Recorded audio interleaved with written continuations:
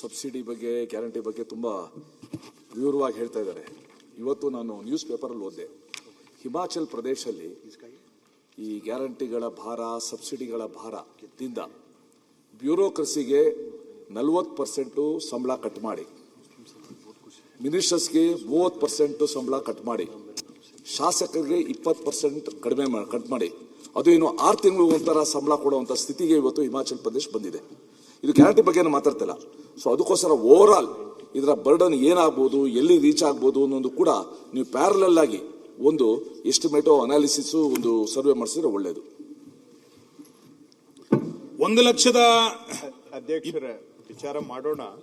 But ಈಗ ನಾನು just ಈಗ ಅಧಿವೇಶನ ಆರಂಭ ಆದ್ಮೇಲೆ ಇವತ್ತೊಂದು GST ಅಧಿಕಾರಿಗಳ ಜೊತೆಗೆ ಇಷ್ಟೊತ್ತು ಕೂತಿದ್ದೆ. ಅಲ್ಲಿ ಕೆಲವು ವಿಷಯ GST ವಿಷಯ ಮಾತಾಡ್ಲಿಕ್ಕೆ. GSTಯಲ್ಲಿ ಒಂದು ಕಲೆಕ್ಷನ್ಸ್ ಅಂತ ಕರಿತೇವೆ, ರಾಜ್ಯದಲ್ಲಿ ಒಟ್ಟು ಸಂಗ್ರಹಣೆ ಎಷ್ಟಾಗಿದೆ ಅಂತ. ಬಟ್ ಸಂಗ್ರಹಣೆ ಆಗಿದ್ದೆಲ್ಲ ನಮಗೆ ಉಳ್ಕೊಳ್ಳೋದಿಲ್ಲ. ಯಾಕೆ ಅಂದರೆ GSTಯಲ್ಲಿ ನಾವು ಸಂಗ್ರಹಣೆ ಮಾಡಿದರೂ ಕೂಡ ಆ ಸೇವೆ ಅಥವಾ ಪದಾರ್ಥ, ಗೂಡ್ಸ್ ಆರ್ ಸರ್ವಿಸ್, ಅದು ಬೇರೆ ರಾಜ್ಯದಲ್ಲಿ ಬಳಕೆ ಆದರೆ ನಾವು ಸಂಗ್ರಹಣೆ ಮಾಡಿದ್ದನ್ನ ಅವ್ರಿಗೆ ತೆರಿಗೆನ ಅವ್ರಿಗೆ ಕೊಡಬೇಕಾಗತ್ತೆ. ಇದನ್ನ ಸೆಟಲ್ಮೆಂಟ್ ಅಂತ ಕರಿತೇವೆ. IGST ಮುಖಾಂತರ ಸೆಟಲ್ಮೆಂಟ್ ಮಾಡ್ಕೋತೇವೆ. ಆದರೆ ಈ ಸೆಟಲ್ಮೆಂಟ್ಗಿಂತ ಮೊದಲು ಕಲೆಕ್ಷನ್ ಅಂದ್ರೆ ನಮ್ಮ ಎಕಾನಮಿಯ ರಿಫ್ಲೆಕ್ಷನ್ ಕಲೆಕ್ಷನ್ ಅಲ್ಲಿ ಕಾಣುತ್ತೆ. ಎಕನಾಮಿಕ್ ಆಕ್ಟಿವಿಟಿಯ ಪ್ರತಿಬಿಂಬ ವಸೂಲಾತಿಯಲ್ಲಿ ಕಾಣುತ್ತೆ. ಸೊ ದೇಶದಲ್ಲಿ ಅತಿ ಹೆಚ್ಚು ಗ್ರೋತ್ ರೇಟು ಕರ್ನಾಟಕದಲ್ಲಿ ಇದೆ, 11%. ಮಹಾರಾಷ್ಟ್ರಗಿಂತ ಜಾಸ್ತಿ, ಗುಜರಾತ್ಗಿಂತ ಜಾಸ್ತಿ. GST ಕಲೆಕ್ಷನ್ ಅಲ್ಲಿ ಹೈಯೆಸ್ಟ್ ಗ್ರೋತ್ ರೇಟು ಕರ್ನಾಟಕದಲ್ಲಿ ಇದೆ, 11% ಹೈಯೆಸ್ಟ್ ಗ್ರೋತ್ ರೇಟ್. ಒಂದು ತಮ್ಮ ಮಾಹಿತಿಗೆ. ಎರಡನೇದು ಕೂಡ ತಮ್ಗೆ ಹೇಳುವಂತಹದ್ದು, ಪರ್ ಕ್ಯಾಪಿಟಾ ಇನ್ಕಮ್ ದೇಶದಲ್ಲಿ ತಲೆ ಆದಾಯ ತಗೊಂಡ್ರೆ ತಲೆ ಆದಾಯದಲ್ಲಿ ಕರ್ನಾಟಕ ಇವತ್ತು ನಂಬರ್ 1 ಸ್ಥಾನದಲ್ಲಿ ಇದೆ ದೇಶದಲ್ಲಿ ಪರ್ ಕ್ಯಾಪಿಟಾ ಇನ್ಕಮ್ ಅಲ್ಲಿ. ಎಲ್ಲರಿಗೂ ಆದಾಯ ಬರ್ತಾ ಇದೆ ಅಂತ ಹೇಳೋದಿಲ್ಲ, ಬಟ್ ಆವರೇಜ್ ನೋಡಿದಾಗ ಪ್ರಪಂಚದಲ್ಲೇ ಈ ಪರ್ ಕ್ಯಾಪಿಟಾ ಇನ್ಕಮ್ಮು ಆರ್ಥಿಕ ಪ್ರಗತಿ, ಆರ್ಥಿಕ ಸ್ಥಿತಿಗತಿಯ ಒಂದು ಪ್ರತಿಬಿಂಬ. ಪರ್ಫೆಕ್ಟ್ ಅಂತ ಹೇಳ್ತಾ ಇಲ್ಲ. In the absence of a perfect equation or a reflection, we all use per capita income. So ಎರಡು ಉದಾಹರಣೆ. ಒಂದು, GST ಬೆಳವಣಿಗೆ ದರ ನೋಡಿದಾಗ ಕರ್ನಾಟಕ ಕಲೆಕ್ಷನ್ ಅಲ್ಲಿ ನಂಬರ್ 1 ಸ್ಥಾನದಲ್ಲಿದೆ.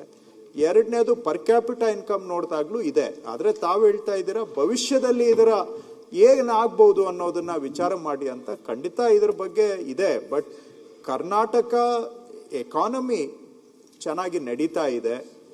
ಅಂಡ್ ನಾವು ಈಗ ಈ ರೇಟ್ಗಳನ್ನೆಲ್ಲ ಕೇಂದ್ರ ಸರ್ಕಾರ GSTಯಲ್ಲಿ ಬದಲಾವಣೆ ಮಾಡಿದ ಮೇಲೆ ಎಲ್ಲ ರಾಜ್ಯಗಳಲ್ಲೂ ಆದಾಯ ಕುಸಿತ ಆಯಿತು, ನಮ್ಮಲ್ಲೂ ಕುಸಿತ ಆಯಿತು.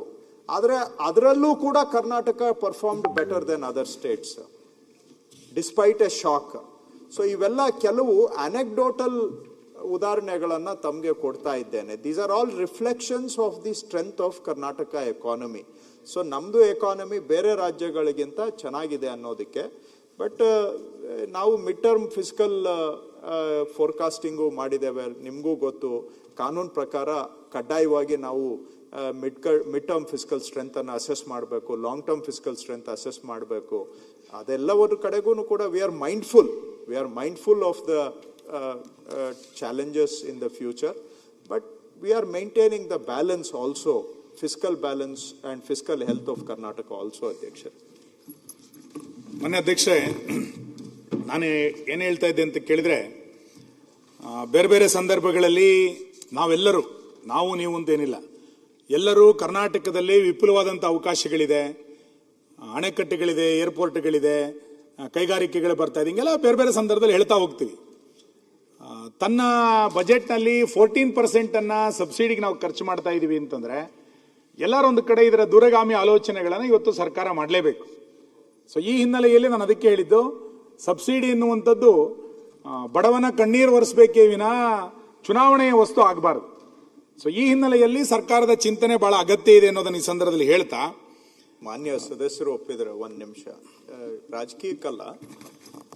ನಾವೆಲ್ಲ ಮಾನ್ಯ ಅಧ್ಯಕ್ಷರೇ ಸಬ್ಸಿಡಿ ಸಬ್ಸಿಡಿ ಸಬ್ಸಿಡಿ ಅಂತ ಅದನ್ನ ಎಲ್ಲೋ ಒಂದು ಕಡೆ ತುಚ್ಛೀಕರಣ ಮಾಡೋದು, ವಿಲನೈಸ್ ಮಾಡೋದು, ಇದು ವ್ಯಾಪಕವಾಗಿ ಇದೆ ನಮ್ಮ ದೇಶದಲ್ಲೇ ಅಲ್ಲ, ಬೇರೆ ದೇಶದಲ್ಲೂ ಕೂಡ. ಎಗೇನ್ ಇಲ್ಲೇನೋ ನಾನು ಪಾಂಡಿತ್ಯ ಪ್ರದರ್ಶನ ಅಂತ ದಯವಿಟ್ಟು ತಿಳಿಬೇಡಿ. ಈಗ 150 ವರ್ಷ ಆರ್ಥಿಕ ಚಿಂತನೆಯನ್ನ ನೋಡಿದಾಗ ಎರಡು ಆರ್ಥಿಕ ಅಪ್ರೋಚಸ್ ಕಾಣುತ್ತೆ. ಒಂದು ಸಪ್ಲೈ ಸೈಡ್ ಎಕನಾಮಿಕ್ಸ್ ಅಂತ ಕರಿತೇವೆ, ಅಂದ್ರೆ ಉತ್ಪಾದನೆ ಮಾಡೋರ್ಗೆ, ಮ್ಯಾನುಫ್ಯಾಕ್ಚರರ್ಸ್ ಪ್ರೊಡ್ಯೂಸ್ ಮಾಡೋರ್ಗೆ ಸಹಾಯ ಮಾಡುವಂತಹದ್ದು. ಇನ್ನೊಂದು ಡಿಮ್ಯಾಂಡ್ ಸೈಡ್ ಎಕನಾಮಿಕ್ಸ್, ಅಂದ್ರೆ ಯಾರು ಖರೀದಿ ಮಾಡೋರಿದ್ದಾರಲ್ಲ ಸಾಮಾನ್ಯ ಜನ, ಅವರಿಗೆ ನಾವು ಸಪೋರ್ಟ್ ಮಾಡುವಂತಹದ್ದು. ಈಗ ಉತ್ಪಾದನೆ ಸೈಡ್ ಅಂತ ಹೇಳಿದ್ರೆ ನೀವು ಅವ್ರಿಗೆ ಟ್ಯಾಕ್ಸ್ ಕನ್ಸೆಷನ್ಸ್ ಕೊಡ್ತೀರಾ, ಸೊ ದಟ್ ಅವ್ರಿಗೆ ಸೇವಿಂಗ್ಸ್ ಜಾಸ್ತಿ ಆಗಿ ಅವರೇನೋ ರೀಇನ್ವೆಸ್ಟ್ ಮಾಡ್ತಾರೆ. So that is supply side economics, ಅವ್ರಿಗೆ ಸಪೋರ್ಟ್ ಮಾಡುವಂತಹದ್ದು. ಡಿಮ್ಯಾಂಡ್ ಸೈಡ್ ಅಂತ ಹೇಳಿದ್ರೆ ಜನಗಳಿಗೆ ನಾವು ಯೂನಿವರ್ಸಲ್ ಬೇಸಿಕ್ ಇನ್ಕಮ್ ಅನ್ನ ಕೊಟ್ಟು ಅವರ ಜೀವನ ನಡೆಸಲಿಕ್ಕೆ ಸಪೋರ್ಟ್ ಮಾಡುವಂತಹದ್ದು. ಅದರಿಂದ ಎಕನಾಮಿಕ್ ಆಕ್ಟಿವಿಟಿಯನ್ನ ಉತ್ತೇಜನ ಮಾಡ್ತಕ್ಕಂಥ spurring economic activity by putting more resources in the hands of the consumers. ಇದು ಡಿಮ್ಯಾಂಡ್ ಸೈಡ್ ಎಕನಾಮಿಕ್ಸ್. ಒಬ್ಬ ವ್ಯಕ್ತಿ ಕೈಗೆ ನಾವು ₹1 ಕೊಟ್ರೆ ಅದು ಕನಿಷ್ಠ 5 ಬಾರಿ ಮರುಬಳಕೆ ಆಗುತ್ತೆ. ಮಲ್ಟಿಪ್ಲೈಯರ್ ಎಫೆಕ್ಟ್ ಅಂತ ಕರಿತೇವೆ. ₹1 ನಾವು ಒಬ್ಬರ ಕೈಗೆ ಕೊಟ್ರೆ 5 ಟೈಮ್ಸ್ ಅದು ರೊಟೇಟ್ ಆಗುತ್ತೆ. ಅದರಿಂದನೇ ಎಕನಾಮಿಕ್ ಆಕ್ಟಿವಿಟಿ ಬೆಳೆಯುತ್ತೆ. ಹೇಗೆ ಅಂದ್ರೆ 5 ಟೈಮ್ಸ್ ಅದು ಟ್ರಾನ್ಸಾಕ್ಷನ್ ಆದ್ರೆ ಅಷ್ಟು ಕನ್ಸಂಪ್ಷನ್ ಜಾಸ್ತಿ ಆಗುತ್ತೆ, ಬೇಡಿಕೆ ಜಾಸ್ತಿ ಆಗುತ್ತೆ, ಡಿಮ್ಯಾಂಡ್ ಜಾಸ್ತಿ ಆಗುತ್ತೆ. ಡಿಮ್ಯಾಂಡ್ ಜಾಸ್ತಿ ಆದಾಗ ಆಟೋಮ್ಯಾಟಿಕಲಿ ಅದು ಪ್ರೊಡಕ್ಷನ್ಗೂ ಕೂಡ ಬೂಸ್ಟ್ ಆಗುತ್ತೆ. ನೀವು ಡಿಮ್ಯಾಂಡ್ ಸೈಡ್ ಅನ್ನ ಸ್ಟ್ರೆಂಥನ್ ಮಾಡದೆ ಬರೀ ಸಪ್ಲೈ ಸೈಡ್ ಅವ್ರಿಗೆ ನೀವು ಏನೇ ಸಪೋರ್ಟ್ ಕೊಟ್ಟರು ಕೂಡ ಅಲ್ಟಿಮೇಟ್ಲಿ ಕನ್ಸ್ಯೂಮರ್ಸ್ ಬೇಕು, ಡಿಮ್ಯಾಂಡ್ ಇರಬೇಕು. ಸೊ ಹಾಗಾಗಿ ಈ ಸಬ್ಸಿಡಿ ಅಂತ ನಾವೇನ್ ಕರಿತೇವೆ ಅದನ್ನ ನಾವು ಯಾರು ಬಾಟಮ್ ಆಫ್ ದ ಪಿರಮಿಡ್ ಇದ್ದಾರೆ ಸೊಸೈಟಿಯಲ್ಲಿ, ಯಾರು ದಿನನಿತ್ಯ ಜೀವನ ನಡೆಸಲಿಕ್ಕೆ ಕಷ್ಟಪಡ್ತಾ ಇದ್ದಾರೆ, ದುಡಿಮೆ ಮಾಡಿದ್ರೂ ಕೂಡ ಜೀವನ ಒಂದು ದಿನ ಬೆಳಿಗ್ಗೆಯಿಂದ ಸಂಜೆವರೆಗೆ ಕಳೀಲಿಕ್ಕೆ ಸಾಕಾಗ್ತಾ ಇಲ್ಲ ಅವ್ರಿಗೆ, ಅವರ ಕೈಗೆ ಕೊಡೋದ್ರಿಂದ ಏನಾಗುತ್ತೆ, ನಾವು ಕೊಡುವಂತ ಪ್ರತಿಯೊಂದು ರೂಪಾಯಿಯೂ ಕೂಡ ನಾಳೆ ಮಾರ್ಕೆಟ್ಗೆ ಎಂಟರ್ ಆಗುತ್ತೆ. ಯಾಕಂದ್ರೆ ಅವ್ರಿಗೆ ಸೇವಿಂಗ್ ಕೆಪಾಸಿಟಿ ಇಲ್ಲ. ನಾವು ಕೊಟ್ಟಿದ್ದ ದುಡ್ಡನ್ನ ತೆಗೆದು ಅಕೌಂಟ್ ಅಲ್ಲಿ ಇಟ್ಕೊಳಕ್ ಆಗಲ್ಲ, ಅವ್ರು ಖರ್ಚು ಮಾಡಲೇಬೇಕು. ಪ್ರತಿಯೊಂದು ದುಡ್ಡು ಕೂಡ it comes back into the economy.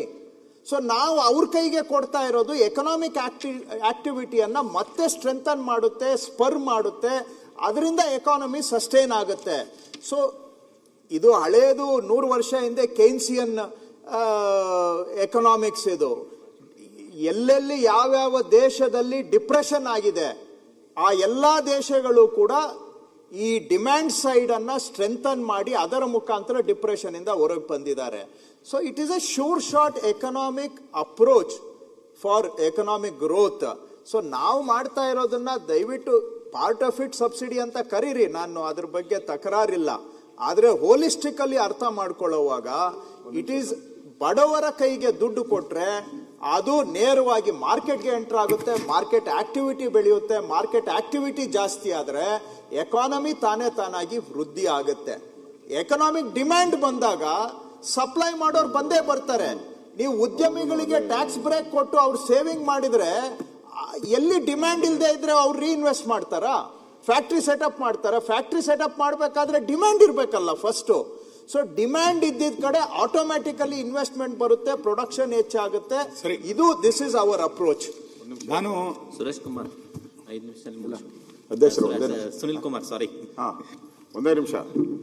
Krishna ಅವರು ಹೇಳ್ತಾ ಇದ್ರು ಈ ಗ್ಯಾರಂಟಿ ಸ್ಕೀಮ್ಗಳಿಗೆ ಹಣ ಕೊಡ್ತಾ ಇದ್ದೀರಿ, ಬಡವ್ರಿಗೆ ಹೋಗುತ್ತೆ, ಅದು ಮಲ್ಟಿಪ್ಲೈ ಆಗುತ್ತೆ ಅಂತ. ನೀವು ಸ್ಕೀಮ್ಸ್ ಕೊಡೋದ್ರ ಬಗ್ಗೆ ನಮ್ದೇನು ಅಬ್ಜೆಕ್ಷನ್ ಇಲ್ಲ. ಈಗ ರೈತರು ಕೊಡ್ತೀರಿ ಸ್ಕೀಮ್ಸ್, ಆಹಾರ ಉತ್ಪಾದನೆ ಜಾಸ್ತಿ ಆಗ್ತೈತೆ.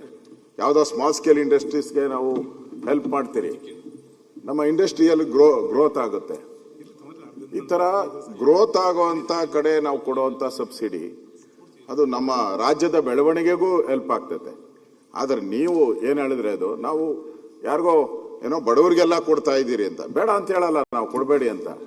ಒಂದು ಗಾದೆ ಇದೆ, ನೀವು ದಿನ ಒಬ್ಬರಿಗೆ ಮೀನ್ ಕೊಡೋದ್ ಬದಲು ಮೀನ್ ಹಿಡಿಯೋದನ್ನ ಕಲ್ಸ್ಕೊಡಿ ಅಂತ ಹೇಳಿರೋದು ಪೂರ್ವಿಕರು ನಮಗೆ. ದಿನ ಒಂದೊಂದು ಮೀನ್ ಕೊಟ್ಟು ಅವರು ನಿಮ್ಮನ್ನ ಡಿಪೆಂಡ್ ದಿನ ಬಂದು ನಿಮ್ಮ ಮನೆ ಬಾಗಲಲ್ಲಿ ನಿಂತ್ಕೊಬೇಕು. ಅವರು 2,000 ಕೊಡ್ತಾರೆ, 2,000 ಕೊಡ್ತಾರೆ. ಅದ್ರ ಬಿಟ್ಬಿಟ್ಟು ಆ ಮೀನ್ ಹಿಡಿಯೋದನ್ನ ಕಲ್ಸ್ಕೊಡಿ ಅಂತ ನಮ್ಮ ಪೂರ್ವಿಕರು ಹೇಳಿರೋದು. ಆ ತರದ ಒಂದು ಕೆಲಸವನ್ನ ಕೊಡ್ಬೇಕು ಅವ್ರಿಗೆ. ಅದು ಬಿಟ್ಬಿಟ್ಟು ನೀವು ಕೊಡ್ತೀನಿ ಅಂತ ಹೇಳಿದ್ರೆ ನೀವು ಡಿಪೆಂಡೆಂಟ್ ಮಾಡ್ತಾ ಇರ್ತೀರಾ. ಡಿಪೆಂಡೆಂಟ್ ಯಾರು? ಈಗ ವಿದ್ಯಾಭ್ಯಾಸ ಕೊಡಬೇಕು, ಹೆಲ್ತ್ ಕೊಡಬೇಕು, ನಮ್ಮ ಸೆಕ್ಟರ್ಸ್ ಬಹಳ ಇದೆ. ಆರೋಗ್ಯ ಕೊಡಬೇಕು, ಎಲ್ಲಿ ಕೊಡ್ತಾ ಇದ್ದೀರಾ ನೀವು? ಆರೋಗ್ಯಕ್ಕೆ ಕಟ್ ಮಾಡಿದ್ದೀರಾ 30% ಹಣ ಕೊಡೋದನ್ನ. ಈಗ ವಿದ್ಯಾಭ್ಯಾಸಕ್ಕೆ ಕೊಡೋದು, ಎಜುಕೇಶನ್ಗೆ 20% ಕಟ್ ಮಾಡಿದ್ದೀರಾ ನೀವು. ನೀವೆಲ್ಲ ಈ ಯಾವುದು ಕೊಡಬೇಕಾಗಿತ್ತು ನಿಮ್ಮ ಸರ್ಕಾರದ ಡ್ಯೂಟಿ ಇದೆ ಅದನ್ನ ಬಿಟ್ಟುಬಿಟ್ಟು ವೋಟ್ಗೋಸ್ಕರ ಕೊಡ್ತಾ ಇರೋದಷ್ಟೇ. ಇದು ನಾವು ಬೇರೆ ಏನ್ ಕ್ಲೈಮ್ ಮಾಡಲ್ಲ. ನಿಜವಾಗೂ ಯಾರೋ ನಿರ್ಗತಿಕರಿದ್ದಾರೆ ಕೊಡಿ, ಅವ್ರಿಗೆ ಯಾರೋ ಅನಾಥ ಮಕ್ಕಳಿದ್ದಾರೆ ಕೊಡ್ಬೇಕು. It's A duty. ಅದು ಬಿಟ್ಬಿಟ್ಟು ನಿಮ್ ದೃಷ್ಟಿ ಸರಿ ಇಲ್ಲ ಅಂತ ಹೇಳೋದಷ್ಟೇ ನಾವು, ಬೇರೆ ಏನಲ್ಲ. ಕೊಡಬಾರ್ದು ಅಂತಲ್ಲ, ನಿಮ್ ದೃಷ್ಟಿ ಸರಿ ಇಲ್ಲ ಅಂತ. ಮನೆ ಅಧ್ಯಕ್ಷೆ